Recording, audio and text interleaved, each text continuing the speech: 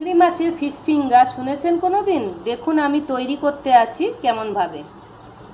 এই মাছটা আমি পেস্ট করে নিয়েছি, এর মধ্যে পেঁয়াজ দিয়ে দিলাম, আলু সেদ্ধ দিয়ে দিলাম, আর আদা রসুন বাটা এখানে আছে, কাঁচা লঙ্কা দিয়ে এটাও দিয়ে দিলাম, দিয়ে নুন দিয়ে দিলাম, নুনও রাখা ছিল, দিয়ে এটা আমি পেস্ট করে মেখে নিচ্ছি। ভালো করে মাখিয়ে নিয়েছি দেখুন। এবার আমি লম্বা লম্বা করে শেপ তৈরি করে নিচ্ছি, চুবিয়ে বিস্কুটের গুঁড়ো দিয়ে। দেখুন এইভাবে আমি শেপগুলো তৈরি করে ডিমের পোট লাগিয়ে বিস্কুটের গুঁড়ো দিয়ে রেডি করেছি।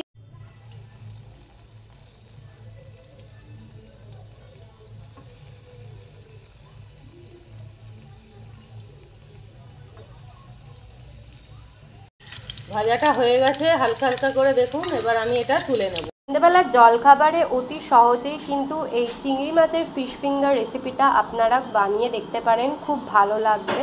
আর ভিডিওটি ভালো লাগলে লাইক শেয়ার কমেন্ট করে দেবেন এবং সাবস্ক্রাইব করতে ভুলবেন না। বাই।